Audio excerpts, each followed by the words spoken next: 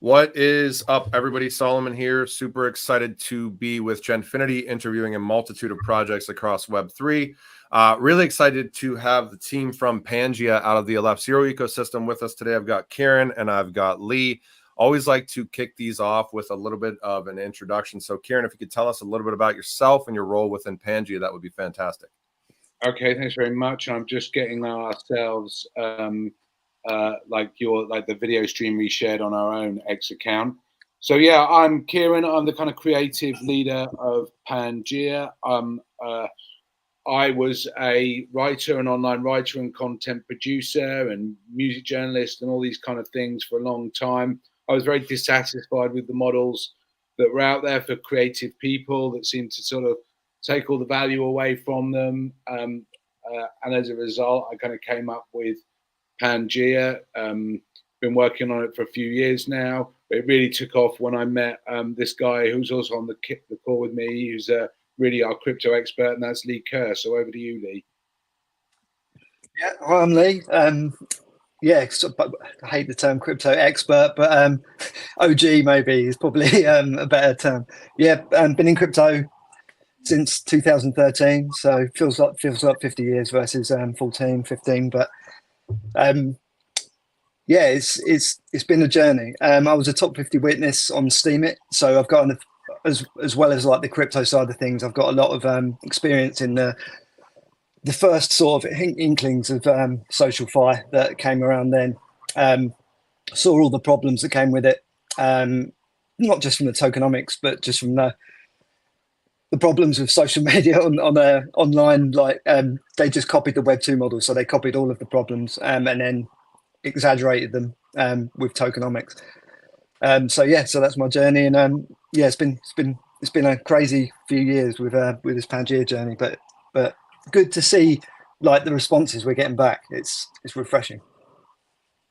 Cool. Yeah. I mean, I think we're going to take this maybe in a couple of different ways, Kieran, because you and I have had conversations before, and we go down the rabbit hole all the time here with some of the problems that exist out there, not only in blockchain, but just kind of with the way that our data is being leveraged, and the intellectual kind of property aspects, the creator economy stuff that is just slowly dying and dying and dying. So maybe, Kieran, the way that we start this out is like, you come from an interesting background. If you maybe just, what are your views on creativity now in 2024 versus the ways that we interact with some of these platforms that are just kind of stripping away our ability to create in meaningful ways? Like, it's like interesting because like everything in marketing and production is kind of cyclical.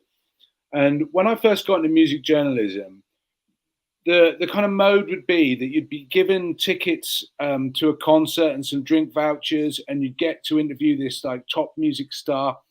And you'd say, well, what about the money? And they'd say, don't worry about the money, do it for the exposure. You can turn the exposure into money later. And what it seems like is the internet has been really good at pushing this exposure model. Like, we're not going to pay you for anything, but look at all this exposure you're going to get. You're going to give us your content for free, and we're going to give you this massive exposure. And people have kind of like worked on that model for a long time, but it has meant over time their creativity is valueless, and the thing that's become really valuable is like the broadcast. So I was looking at a video on LinkedIn just before I came on this stream, and it was about a guy who went and found TikTok creators with 0 followers. He got them to do like sing happy birthday or to send a present to someone, and then he cut up their content, repackaged it, put it out on his own TikTok. And one of these guys has got 240,000 followers from doing one of these videos. Now he's claiming, look, it's not about your creativity. It's not about your product. It's not about your content. It's about what you do. And I'm like, no. It's about the fact that one guy's got 2.5 million followers. And when he does this promotional video, 10% of those followers follow this guy. So is it about creativity or is it about broadcast? And it seems like broadcast is winning. And that's interesting, and it's been great that people have been able to access all that broadcast, but we're now seeing the effects of this, and that is that content is kind of just losing quality and going through the floor, because once people have got the audiences, it's becoming harder and harder to find the good stuff. And if people have already got the captive audience, they're kind of like, well, we can just fire any old rubbish at them and they'll put up with it. And I think that's I'm curious, Lee, from your stance too. You've been in the blockchain space for a while. I feel like I've, I don't know how. When did you get into blockchain? 2013. 2013. So you were Yeah, 4 years before me, and I know from my stance, like looking out across even something like Twitter and X, especially with like the advent, the initiation of like bots and things like that, that it's like really difficult for people to even navigate this space. And the quality of content, like it's almost impossible to figure out what is quality, what is real versus what is, I mean, you know this as well as I do. You don't even have to bot something. And if you put out something hypey, at the end of the day, it's going to get X amount of impressions, way more likes than something that's authentic. I would love maybe just your insight on, how you still navigate this space in something like the Wild West of Twitter and X, and where you see it all going. It's just becoming more and more difficult. Yeah, it's 100% becoming more difficult. Before, and I've also seen like the evolution of crypto bros, crypto people. You never, back then, everyone was anonymous. They were just a username on a forum. Generally, what we would do is go to Bitcoin Talk, trawl through all of the announcements, whatever, read all the white papers, check out the GitHubs. It was very easy, but it was a lot easier to root out scams, rubbish, rugs, all that sort of stuff, because everything was there. Like, it was all announced ahead of time. We could absorb it. Everyone was super into the tech and the change it was making and the impact it was having. And just each bull and bear cycle has sort of dumbed it down more and more. And it's just like, it's almost it literally is a casino. There are obviously some really good projects out there, great tech, great teams, like building really, really amazing stuff. The problem is we've kind of seen the weapon or the weaponization of tokenomics in favor of corporates. So these projects, in order to build all these crazy big projects with grand claims and super high performance, they've had to sell themselves basically to the corporate VCs. So yes, they're sitting on a big treasury of money, but with all the token unlocks and all this sort of stuff, there's not enough speculation or retail investment to cope with that. So people are they're just staying away from the serious stuff because it's too scary. If you've got like a 400 million unlock, why would you want to buy that token? They're just going to get destroyed. So they're doing ironically less and less research, and it's more about just like, oh, this looks fun, this looks whatever, I'll put some money in it, hopefully I'll become a millionaire. So, and like with the rise of AI and scammers not getting any police attention, or very rarely, it has become really tricky to navigate, and you don't know what's real, what's legitimate. It takes a lot of research still. 100%. I mean, I remember back even in 2020, doing deep dives and using, the tools that were out there. Like, you could still go through, the coin market caps and coin geckos of the world. And like, I think there was maybe 10 or 12, I want to say like 10 or 12. Actually, I want to say at the end of 2020, it was like maybe 7,000 different digital assets on coin market cap. And then if you looked 6 months later, I think it went up to like 20,000. And if you look on anybody that goes onto coin market cap right now and tries to look at how many digital assets there are, it's like, I think it's like in the millions. It's like, it's absolutely insane. So the ability to kind of navigate has certainly gone down. And I know, Kieran, we were kind of talking about this before. AI has been around for decades, obviously, but you look at kind of the Chat GPT moment, and everybody's kind of leveraging AI for different things. You get into even something like Adobe leveraging AI, like leveraging our content for other content. What are some of your thoughts around the rise of AI and how that's going to even, I would say, like steamroll what we're dealing with right now as far as stripping away people's value and intellectual property? Where do you see it going if something doesn't kind of shift? I think people have put a lot of content and had a lot of faith in the internet, and at least when you had your own website, Google would send traffic to your website. You put content up, you styled that content for Google's SEO algorithms, and Google would send you traffic. Now with ChatGPT, it scraped that content. You ask ChatGPT a question. I've done it quite a few times. I almost prefer it to Google. And it gives you great answers, but it doesn't tell you where those great answers have come from. And the people who created those great answers aren't rewarded for their work. And I think that's the danger with ChatGPT and these large language models, that they're just content scrapers, and we're kind of being sold them as if they are sentient, as if they're intelligent, as if they can work stuff out.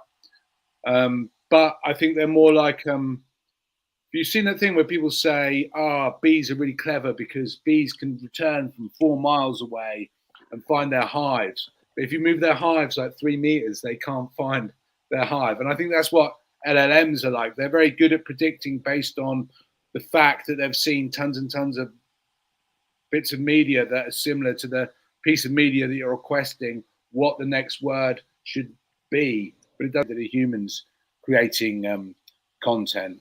And I think that's the danger. I think the danger is that it takes people's work and it devalues it. It's like the internet is like this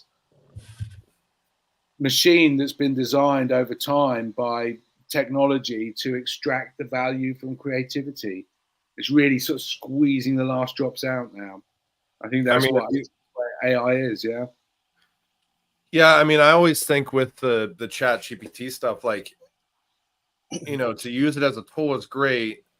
And I mean, even I use it to an extent now, but what I always get kind of concerned about is like, you know, I don't know if you've ever seen like The Social Dilemma with how they leveraged, you know, social media to slowly, or that, you know, you take a step back and you realize that the amount of power that these social media kind of companies have to be able to slowly affect potential change in the way that we think about things, whether it's political or whether it's whatever it may be over time.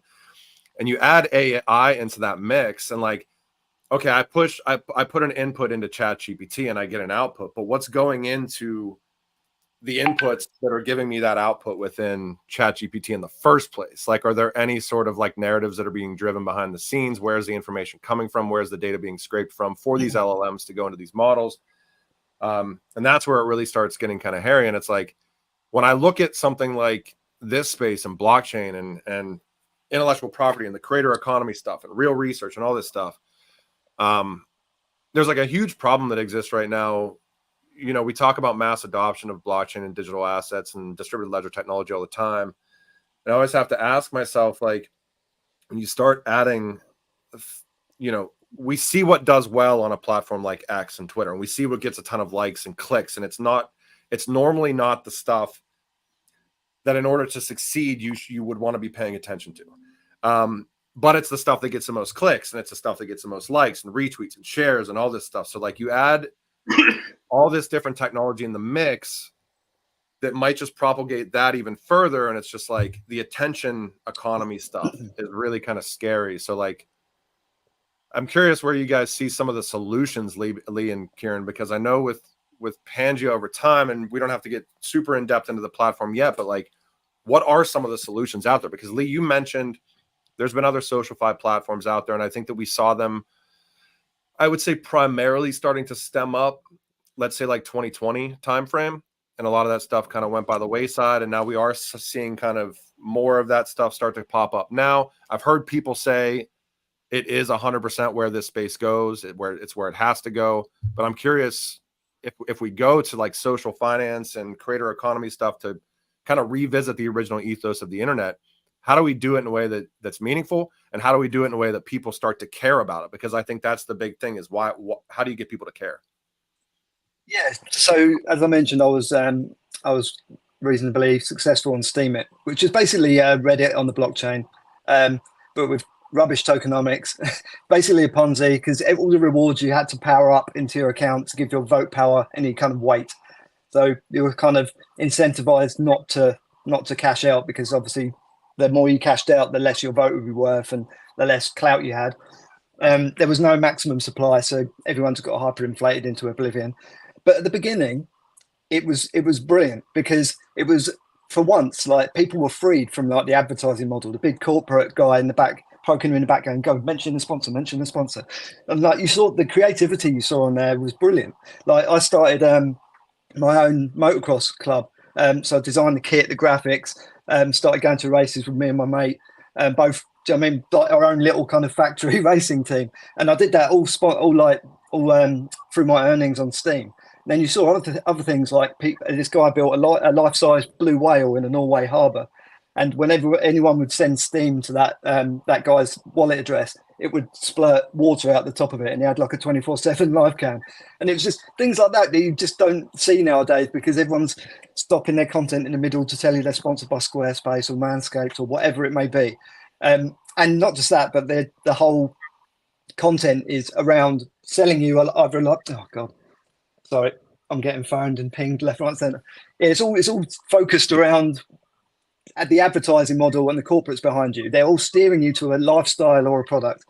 So we need to get rid of that. And with Pangia, we've got what we call proof of life, which is effectively an encrypted KYC. So you have to KYC, but that's encrypted. It's never shared with anyone, unless obviously you post anything nefarious, then it has to be.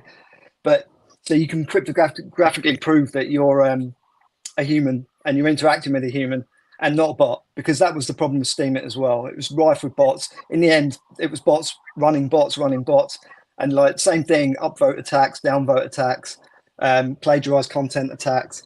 And it's exactly because it's a Web 2 model like Twitter, you can just bot spam everyone into oblivion. So Pangia solved that by having that proof of life and subscription model. So it's kind of a walled garden where you can believe there's no need to post fake news. There's no need to lead someone towards products. There's no need to do that because you're getting paid just for your content. So it kind of frees you back up to be a creative in the traditional sense. Yeah. Can I add to that? Yeah. Yeah. So like with what Lee is saying, like he's almost saying is that and you talked about this, as you said, look, the imperceptible changes in behavior. I think the problem with the internet today is that the internet is slowly becoming so that everything is an advert. Everything is like, because there is no value for the content, everything is an advert. And like, you know, on the US dollar, we're not in America, me and Lee are in the UK, but it says in God we trust on the back. Well, kind of crypto is like in hype we trust.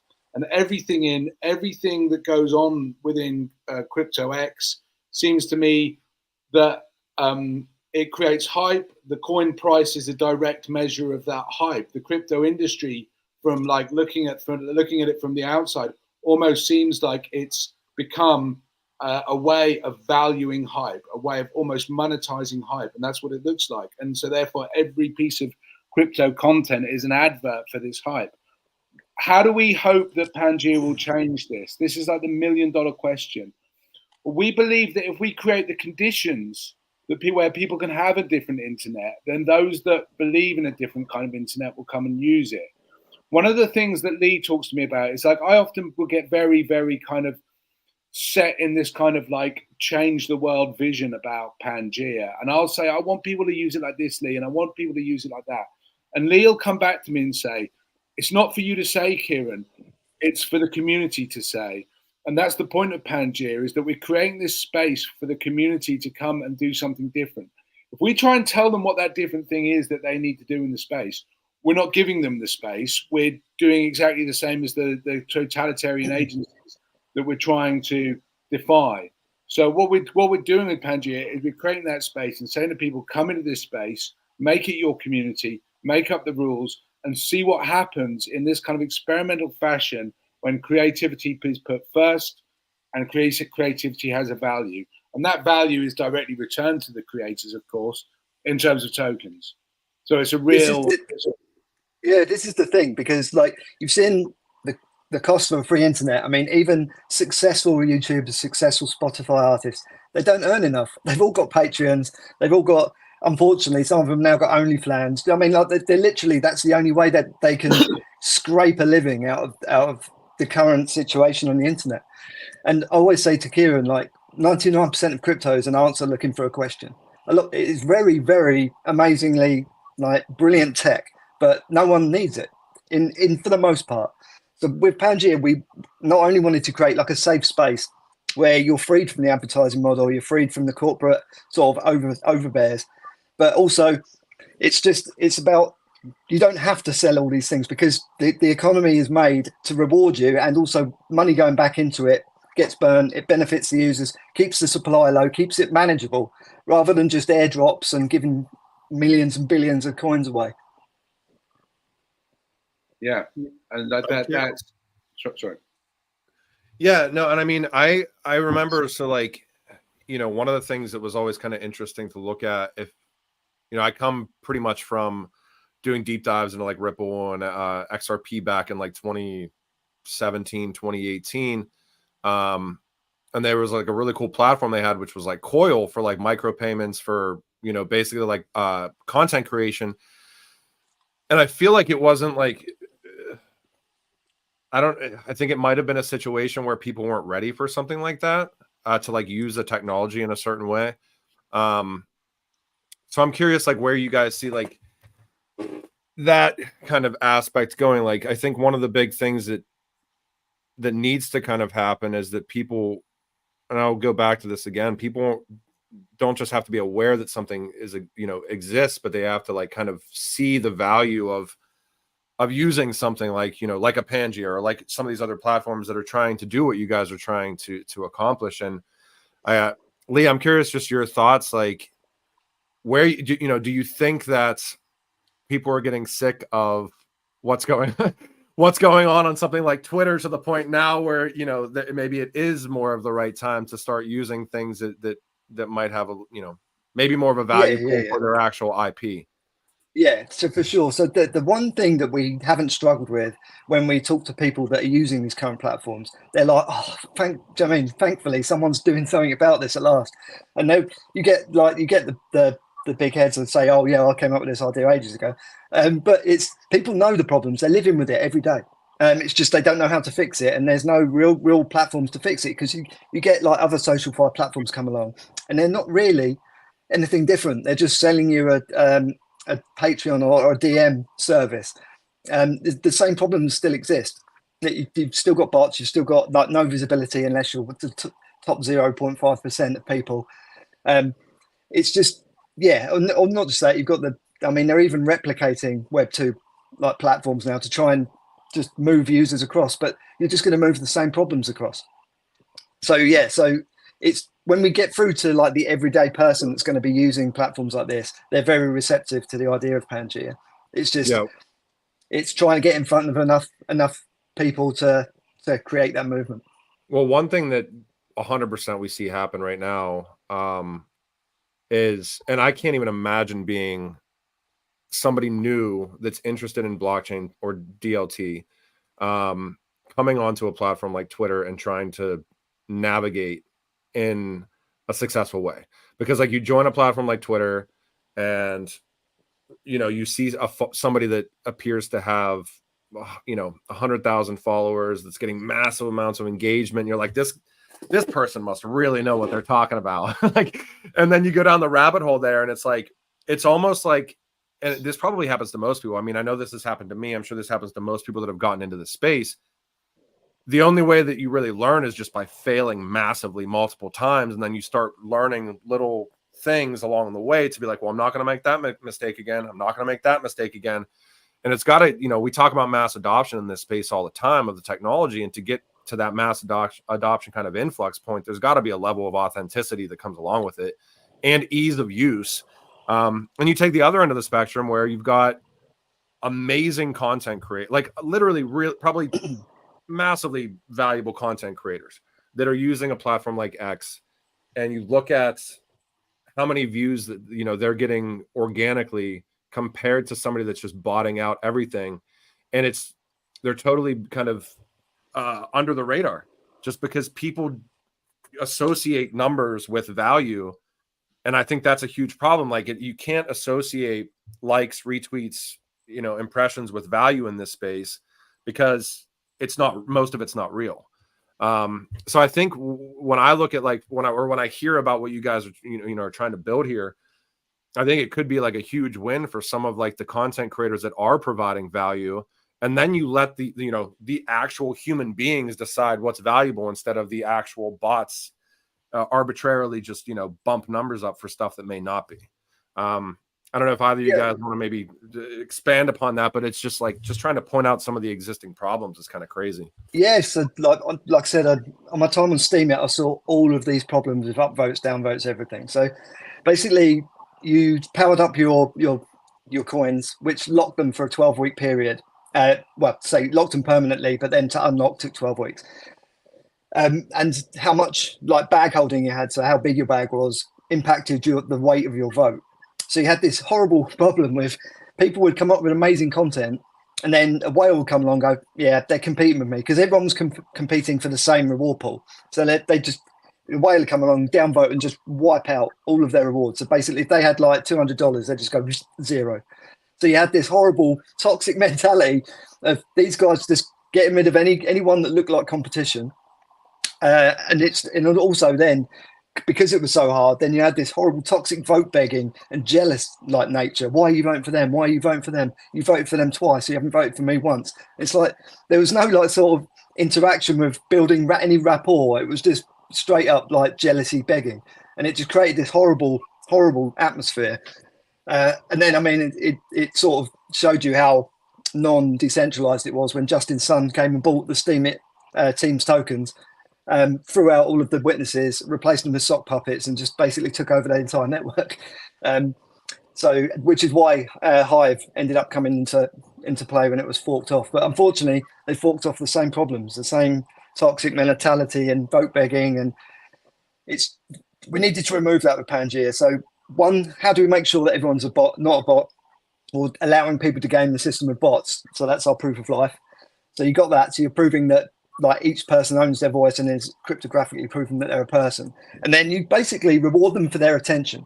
So views. So all you have to do is view and consume someone's content. If I consume your content, you deserve to get paid. Like it's as simple as that, because I've consumed it.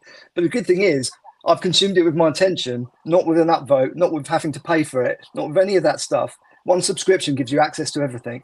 And every day, all of the votes all the views are aggregated, and everyone gets paid accordingly based on their weight of the view pool to the daily reward pool. So it creates this. I'll probably end up consuming more content that I probably wouldn't have before, because I don't have to pay any more for it. All I'm paying for is my attention. So it gets rid of all of that horrible, oh no, they got more views. Well, more views probably be that, but then it's not vote based, it's not bottable, it's not got that up down vote, any of the toxic stuff. It's just you basically rewarding people for their attention. So is it more of like, I think one of the other things that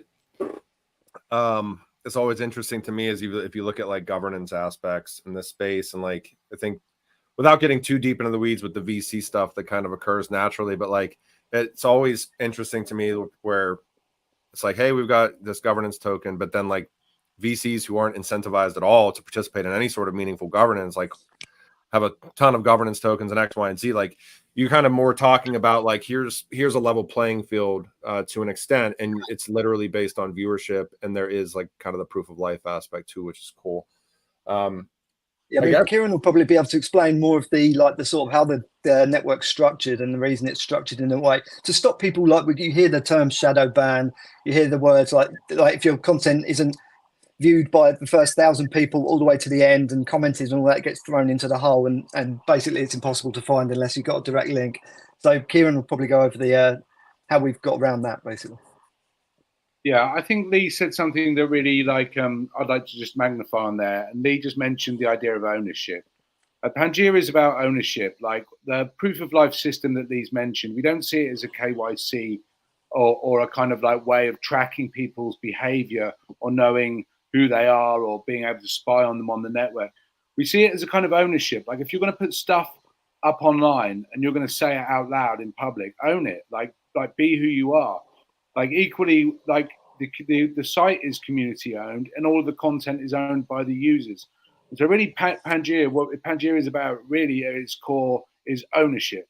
And because everything is owned by the people and the users and everyone who uses it, it allows us to do different things with it. And the main difference, like you mentioned Coil earlier, I think the big problem with Coil is that if I remember it rightly, that there was a kind of coil plugin on different sites. So it was very difficult to move from one piece of content that was on coil to other pieces of content that was on coil. You kind of had this coil usership and you kind of stumbled over bits of content. With Pangia, what we've done is taken the original Tim Berners-Lee model of the internet, which of course is the kind of nodal network, the kind of website and hyperlink model, and just transpose that into the Pangia user space. So any piece of content can be linked to any other piece of content. And it's these links between the pieces of content that control the navigation options when you're on a piece of content. That means that we can actually structure the network, not by some kind of dopamine infused gambling ritual that like says, you like this, you're going to like that. You know, like with YouTube showing you content that you've seen 5 times before because it thinks you might want to watch it again. We can actually show people content that's relevant, that educates them, that enriches them, that empowers them, that informs them. And that can be and that's not set by us. That's not set by the algorithm. That's set by the journalists, the creators, the musicians out there who decide where they want to place their content and how they want to structure their content. And because of that, it means that we can start using terms that have been forgotten. Remember information superhighway? Do you remember that term? Like, who uses that anymore? People don't even say World Wide Web anymore, indicating it's a web of information. Right? The internet. It's the advert superhighway. That's the thing. Well, this is it. And like yet again, like the internet. I'm just thinking about this. The internet seems to be this. We keep pushing back against the powers of centralized control, and centralized control keeps getting back in there. Like the original internet was set up by a bunch of guys who were basically radio hams. These were like CB radio guys who got on the internet and coded. Big parts of the internet was coded by hobbyists, and it still runs on that hobbyist kind of like architecture. And then over time, the forces of money have kind of got into it. And it's happened with blockchain as well. Like, you always talk to me about how blockchain was created in 2008 as a kind of response to the problems of collateralized debt obligations masquerading as money, and that we needed to have money that had real value. And that's where the blockchain came from. And it's strange now that the blockchain is now almost being used, and that every single company that's got blockchain technology just wants to use it to support the existing financial architecture of the world. You know, we want to go and like partner, WorldCom or you know, the IMF, or I don't know. Like, wouldn't it be fantastic? You know, and it's strange. It's strange. I still think that there's juice in the tank to really disrupt the centralized systems of power, and the way to do that is through actually not being such a hippie that you ignore the money, which is kind of what the original internet crowd did, and said, well, actually, how do we apply decentralization to money? I think we're in the perfect situation to do that. Yeah, and I think you brought up an interesting point too. Well, earlier, I mean, I'm just looking even right now, like, and I forget when this shift was, but using a platform like Twitter, there was a point where they shifted to having the option to switch between. I don't even know if people, I'm sure a lot of people realize this. If you're on your phone, you can switch between the For You feed that you get on Twitter, and you can, or the following feed on Twitter. And it's always amazing to me if I look at the For You feed on Twitter, like, you come into this space, and let's say you're coming in just to learn about, you know, digital assets, blockchain, distributed ledger. Obviously, you're learning over time, and you're making mistakes, and you're doing X, Y, and Z, all the normal things that occur. But then once you start learning, that For You feed essentially becomes your battle against an algorithm to try to get that feed to look to where you need it to kind of get to again. So yeah, I mean, we could kind of go down the rabbit hole. I mean, I guess, Lee, I'm curious your stance too, because you've been in this space for a while. I mean, outside of the SocialFi aspects, I think that we have seen a lot of just kind of wider actual adoption of the technology. And I talk to Darren, helps us to co-host these all the time. I think that it's almost to the point that we've become like desensitized to the amount of like actual adoption that is occurring. And I'm just curious your thoughts on that, because I think that, like, if you look at like some of the and I understand like the announcements lead to hype and everything else and all this other stuff, but almost any one of these announcements that's coming out from all these ecosystems on like a daily, bi-daily, weekly basis would have totally driven the entire blockchain space back in 2017, 2018 for like months. What's it been to kind of watch from your standpoint, like the actual kind of adoption, even though it's, I guess, slower than a lot of people would expect, it's certainly happening. About that, cut out just as you were finishing that question. I guess the question is, since you've been here since 2013, what's it been to watch kind of the actual evolution of adoption? Because it's certainly like it's ramped up. Like, you know, like I said, any one of these announcements that we almost see on a weekly basis now would have driven the entire blockchain market in 2017, even for like months. Yeah. So, I mean, imagine like we met every day for 2 weeks. Every day I walk in, go, all right, bang, and punch you in the face. But the second week, you'd be learning to duck, right? So this is kind of what's happening. And back in the day, like they would just, and they did just go out, like especially in 2017, they just went out and go, let's just get Lionel Messi, put him in an NFT, whatever, get him to wear a casino.com or whatever, crypto.com t-shirt, and then everything's good, and then everyone goes crazy. Whereas everyone's seen that now time and time again. And it's not just that, everyone's promised the world and delivered them a post-it note. And there's a lot of this adoption here's going on, but it's a combination of like nothing burgers or getting dumped on, or just generally like not over promising. Or I mean, as well, like how many projects, you know yourself, you've researched a lot, how many projects in the space have just got junk tokenomics? They just let you just let's get an ice cream truck and put it on the blockchain. Let's get an action RPG and put it on the blockchain. Like there's no thought behind it apart from the fact there'll be a magical internet token behind it with no tokenomics that they'll just keep pumping into the market, and speculators give it value. Like I think people have just seen too much of it now. And like Kieran said, like the corporate world has taken over a vast majority of blockchain, and they're just waiting. I mean, their bags are there. It's like walking into a room and there's that big bucket of paint over on the top of the door. It's people have seen it time and time again, and then because it's decentralized, you can see it. Like you can see when all these unlocks happen, and I think it's just scared everyone away. I think it's such a sort of conundrum because you need real world adoption, but the real world, all they care about is money. So you want their help, but at the same time, if you get too much of their help, then they're just going to turn it into a corporate model that benefits them and doesn't benefit anyone else. And then you end up with Spotify with 1% of users, under 1%, getting actually any money out of the platform. So you have to find this middle ground where you create a circular economy, an ecosystem that has its own value, and then you're not like people can buy into it, but they can participate, but they can't own it, they can't take it over, they can't change the model of it. I think that's the problem with. Like we've seen the rise of blue chip crypto. Like these are companies, they need to make, do you know what I mean, revenue. They need to do this stuff. It's not some guy in his bedroom with 20 cans of Red Bull anymore. It's actual businesses that have got taxes to pay, staff to pay. So they have to have this crazier model, but it's scarier to a retail investor. It's almost one of the scary things to look at. Like I think is, you know, for like meaningful adoption to occur, at least in my opinion.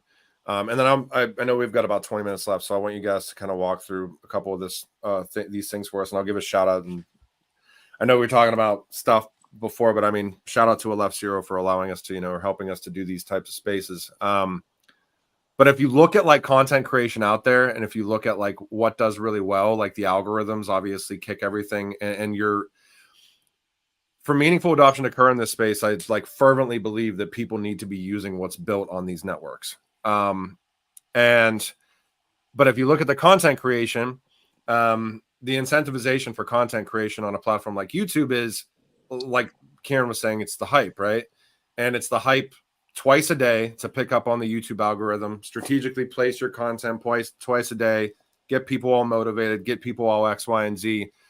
The scary thing about that is, and I don't think a lot of people think of this, even if content creators did want to talk about what's being built on these networks and showcase that and everything else, it totally disrupts their ad revenue model in a way that it would ruin their ability to survive, because they've built up their business based on this twice a day let's optimize based on the YouTube algorithm.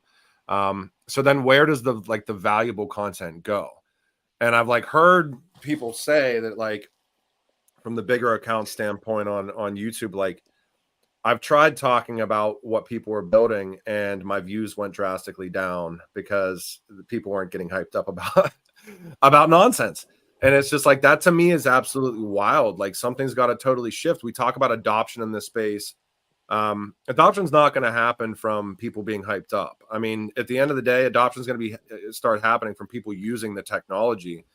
Otherwise, we're just going to have these boom and bust cycles happen again and again and again and again. And maybe we get a little bit higher on the adoption curve every time, but it's got to come down to like actually showcasing value and people using what's built. So I want to kind of maybe walk through just a little bit of some of this stuff. If you guys want to walk us through it real quick, and we can go from there. So, all right. So I know you guys have your I don't know where you want to start, Kieran, but I know you guys have Pangia IO here. I mean, it's if anybody wants to check it out, they can go to Pangia.io. This isn't a paid for endorsement of Pangia, just sharing this for everybody to watch.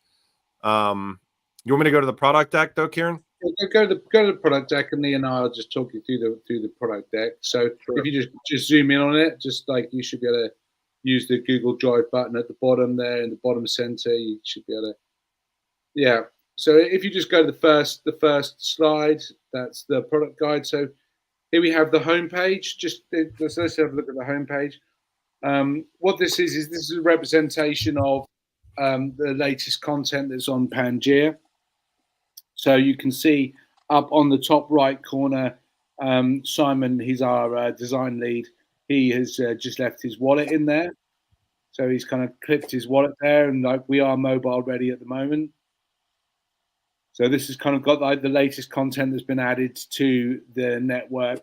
At the moment, we want to kind of have a nodal network mind map layout, but because we're just developing for MVP, we've just developed this kind of front page look because it kind of has that social media familiarity that people will want to see, so they can get into content straight away on the site.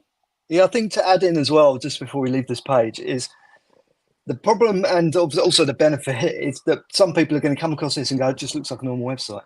That's the point. Like, it shouldn't be hard. Does it just happen? Like, the fact it's on the blockchain should be, that's just a byproduct. It's on the blockchain because it means it's decentralized, can't be controlled, can't be stopped, and we can't own it. That's the thing. We're not Facebook. We're not like this big corporate that want to tell you what to do, what to see, what to create. The fact it's on the blockchain is just happens. It just happens to be on the blockchain because it's the best technology to do it on. The actual interacting and daily use of it should be as easy as possible. Yeah, as intuitive as possible. So, like as we talked about before, we're going to obviously have this nodal structure. We mentioned about Tim Berners-Lee and the information superhighway. Well, in order for us to help structure that, we're going to have category nodes. So just as well as the whole kind of structure of Pangia is spread across this nodal network, in order to help people find their way through the different parts of the network, we're going to have category nodes. So this picture here is the category node page, where you can choose which node you go into. So if you're interested in cars, you can go in on the car node, find more about car content, find the latest car content. So that's kind of like just how we're working with the structure at the minute. Yeah, and as over time, like we're going to have governance as part of the platform, like it should be. But the difference with us is we're not asking you to hold thousands and thousands of coins. If you've got a subscription, you get the same vote as everyone else. No one's got that sort of whale power to overrun you. But changes to the platform will come via that. So obviously, gateway nodes, all that sort of stuff can be voted on and added in. Yeah, because it may be. This is just like us trying to get, like Lee said, we're just trying to give people the tools in the first instance, so that they can use Pangia in a simple, intuitive way. But if they come on the platform, they discover new ways to do it, or there's new ways that they want to structure content, then we can change it completely for them. Yeah. So it's this is just simply like, like our starting proof of concept MVP product. It's taken us 3 years to get here, and of course it's taken us a long time because this is fully functioning. I mean, you go on there, and there was something incredibly special, Solomon. I can't tell you what it was like. It was like this light bulb went on when I went on there one night and I posted a piece of content, and the next day I come onto Pangia, I log into my profile, and there it is. There's a bunch of tokens waiting for me, and of course they're just made up test tokens. But the fact that I logged in and there's like 3 pieces of content, and here's how much how much you've been rewarded for in your tokens. It just is an incredible feeling, and that works. That works. That token distribution system from the emission pool works, and it works. I'm curious, Kieran. So like, and this is just because I know that we spent, and most people don't even know this through Genfinity, we spent a good, oh God, it was probably like a year building kind of a social app. And one of the things that we were always thinking about is like, okay, so like, let's say that, and we didn't, exactly have kind of the model. This was like 2.5 years ago. We didn't have the model that you guys have where you kind of go in and kind of click for the node based interests and everything else, or the nodal based interests. And like let's say I want to click and I want to learn more about cars. When I click on that and my feed starts populating with, information about cars or posts about cars or images about cars or videos, how do you guys over time figure out what's going to populate first in a user's feed? Is it going to be based on the amount of views that somebody else has, or is it going to be time based? This is going deep into a Pangia. So Pangia has the concept of what I call a vector, and this is kind of day 2 stuff, but we're prepared to talk to you about it, man. So like, if you imagine that 2 pieces of content have got a link between them, right? I call that, I don't just see it as a link, I see it as a vector. So we can strengthen that link. So let's say a piece of content has 6 links coming off it to other pieces of content, and those links have different link strengths.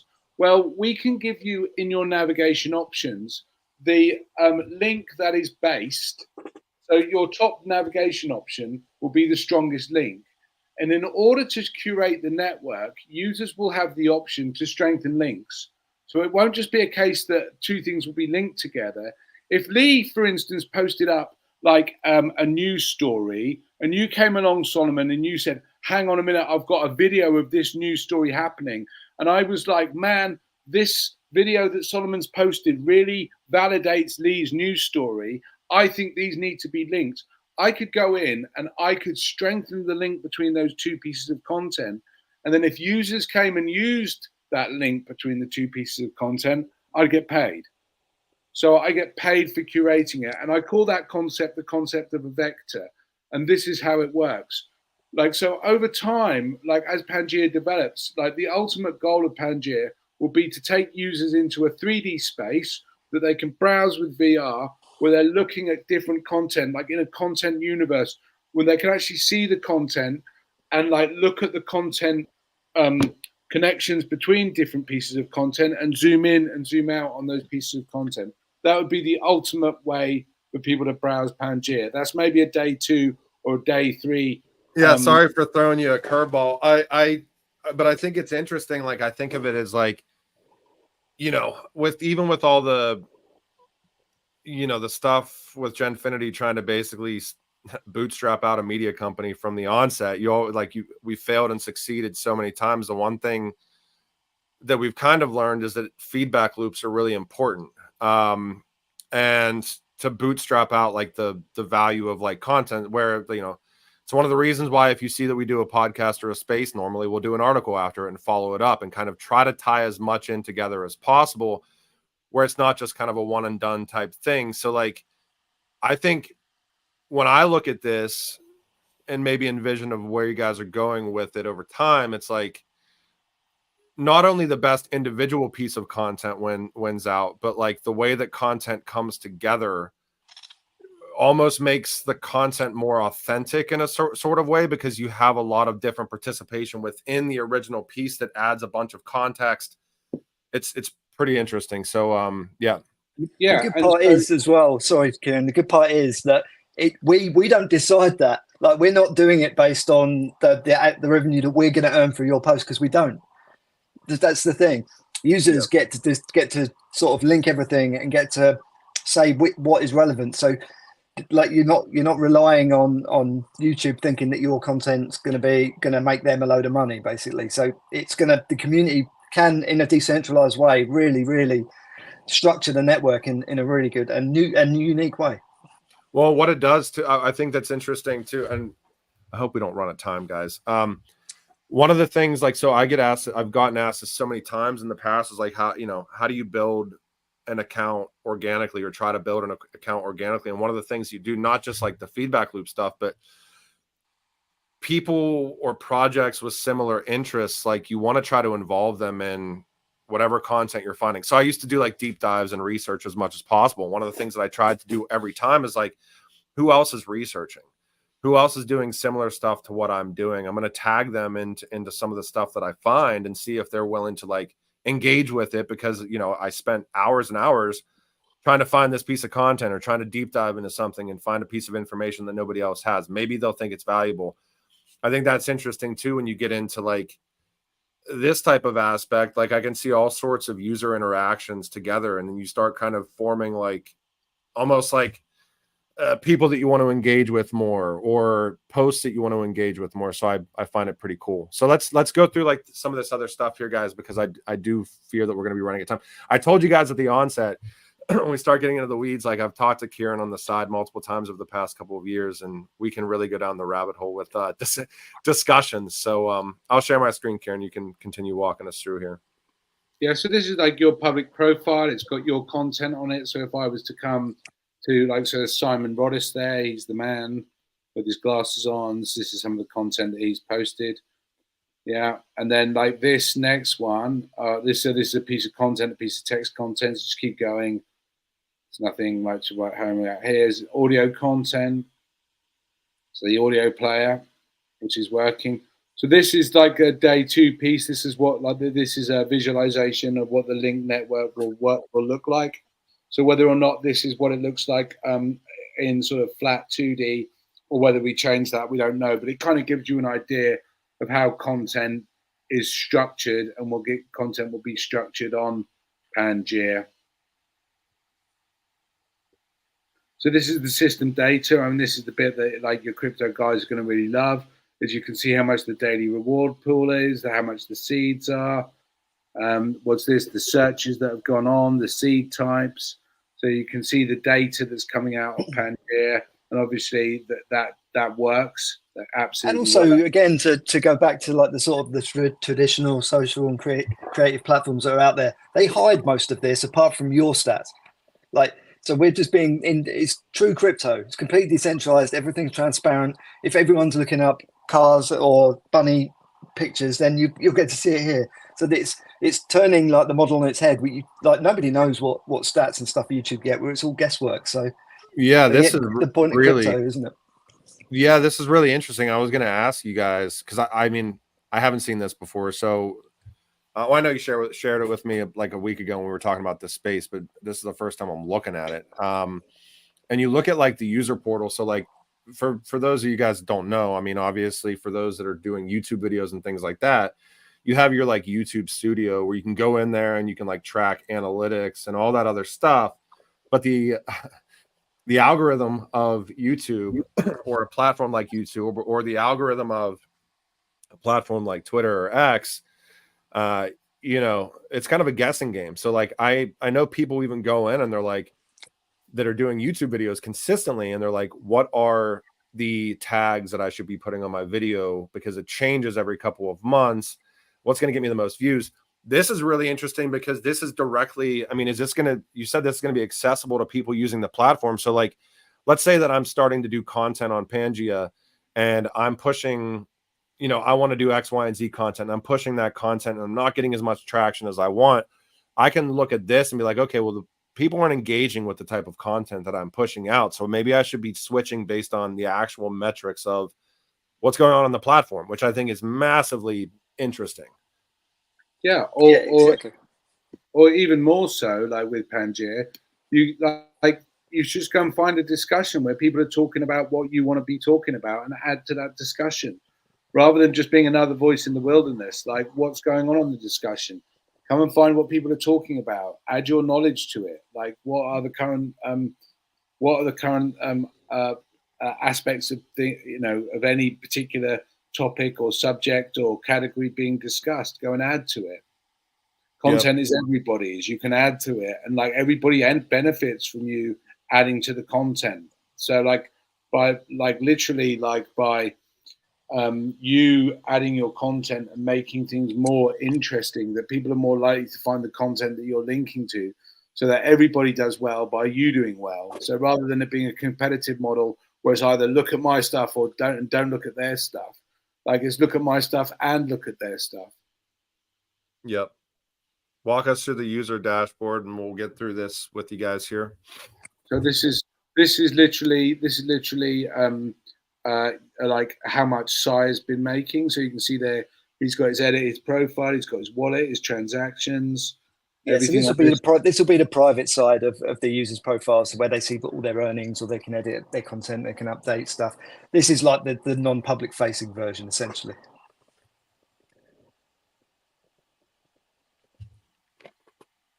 So obviously messaging and DMs. Yeah, I mean, it's old school, but people want it. And I can understand why. You can send your mates links. You can, do you know what I mean? You can do all that sort of stuff. The DeFi aspect.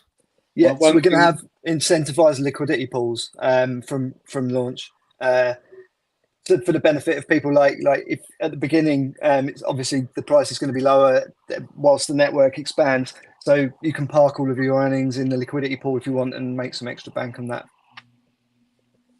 Obviously important governance. Yep. And like we said, it's subscription based. So your governance vote has exactly the same weight as the whales would have. It's a fair system. Yeah, and I think that's interesting because I think you can look at a ton of different platforms, and governance isn't governance if you can just buy your way in, right? Well, no, 100%. But then also kind of without having some sort of authenticity, the one wallet, one vote thing, I'm not normally a huge fan of either, because then it's like, okay, what are, how many wallets does this person have? Or how many wallets does this account have? How many bots are, all those. Yeah, that's where proof of life comes in, because they'll have one wallet. So that's the thing. Yeah. That's why you can get away with one equal vote, because otherwise it would be gameable. Yeah. Yeah, I mean, like if you attach it to an actual identity that's kind of private and shielded and all that other stuff, that actually does make kind of the one wallet aspect interesting. So, yeah, this is pretty cool here. The system data. I think that this, you don't see this anywhere. I think it's really cool because it actually gives like the level playing field aspect for people to participate and figure out what's moving the needle on the platform. So yeah. And if you guys, just to share your guys' X account. So if anybody's interested, again, not paid promotion for Pangia here, but this is a really cool discussion. Go to @Pangia_IO. And then their site is Pangia.io as well. I always like to ask as we ramp down here, and I hope we do these again. Well, let me get into this real quick. It's like I won't get into roadmaps but I will ask you guys broadly where you guys are at as far as the platform is concerned. So we've just finished the closed beta testing. So this has been a really great. Can we just say thank you for having us on the show, Solomon? You've always been someone who's really supported Pangia from an early time, and you're always having us on loads of shows. We really appreciate all the support you guys have given us. As a smaller project that's entirely self-funded, it's really, really tough to get the breaks at the moment. Like everybody is just like, like trying to carve up your corpse as much as they can to use for their hype machine. So like, we're just really, really appreciative. And like, it's a really big thing for us that we will be actually getting our first cohort of third-party users who come from the Aleph AZERO community. They're going to be starting to use that next Wednesday. We'd love to also tell everybody that if people out there want to get on Pangia and want to come on there and create content on there, as part of our test audience, then we'll be taking applications. So we'll be starting an application process. We don't want everybody to be coming on there. We'll be looking at each application. We're looking for a select few who are going to come on and help us build the platform in the early days. And that's going to be happening very shortly. So That's where we are. It works. It's up. It's got a few bugs left to be squashed. It's not perfect. It doesn't have the linking system that we really want to display. It has the linking system there working behind the scenes. It doesn't have the HUD for it, but it works. Most importantly, the content reward system works. And yeah, and it feels different. It feels different. Like, I hate to say it, it feels like the internet used to feel. Yeah. So yeah, and it's great. So we're there. We're there. Like, this is happening. Awesome. No, I would love to try it out as well. So, and then Lee, any Solomon, as of next week, we'll get you on there. We'll get you on there. We'll get Genfinity content on there. We'd love to have you on there as the first crypto creator, the first official crypto news channel. You can come on. You're welcome. You can officially be our first crypto news. You heard it here first. You heard it on Genfinity. We'll have Genfinity can be the first crypto news channel, and we'll always be able to say that you were the first crypto news channel on Pangia. How about that? I'm down for it, man. I appreciate it. Yeah, I'm excited to get in there and trial out the platform. Lee, any forward-looking statements that you might have? It's nice meeting you, by the way. I know that you and I haven't met before, and it's always cool to talk to some OGs in the digital asset space. But anything you're looking forward to, whether it's within Pangia, the AZERO ecosystem, industry-wide, the floor is yours. Yeah, I think what, like I've always said, like before, I always get super excited about disruptive technologies that actually have a reason to be. Like that I mean, like there's so much crypto out there. It's either speculation or it just does the same thing. It's just a digital asset transfer. I'm excited about this. Is the thing. This is our chance to change this corporate model, to change the big boss has the say, and like what he says goes, and that's it. This is our chance. Like this, there's never been a better chance in history for the average everyday person to just go out there and change the world into something that they want to see. So support the projects that are trying to do that. By all means, you can have a side hustle about trying to get a moon coin and be a moon boy on the side, but just try and look for products that aren't Ponzi's, that aren't like pump and dumps, that aren't really using crypto like it should be used. Like, crypto is a disruptive to the technology. It's not just this put a hat on something and become a millionaire. It's like just support the real crypto bros, basically. So we're not going to see a Pangia hat. Doggy Pange, exactly. Yeah. Well, hang out with us for a second as I end this stream, guys, just to make sure everything uploads. And really appreciate your guys' time again. For the audience down here, if you guys want to check out Pangia, go to Pangia. That's PANJEA.io. You can give these guys a follow on X at Pangia_IO as well. Really appreciate you guys sharing some of the aspects you guys are building behind the scenes with us. And looking forward to trying out the platform. It's always a pleasure talking to you, Kieran. I know that we have side discussions all the time about the craziness of all this stuff and society and everything else. And again, want to give a shout out to AZERO for allowing us to make these types of interviews possible. And good luck, guys. Looking forward to everything coming out of Pangia. So I'm going to end this. So hang out with us for just a second, and we'll go from there. We'll see you guys next time.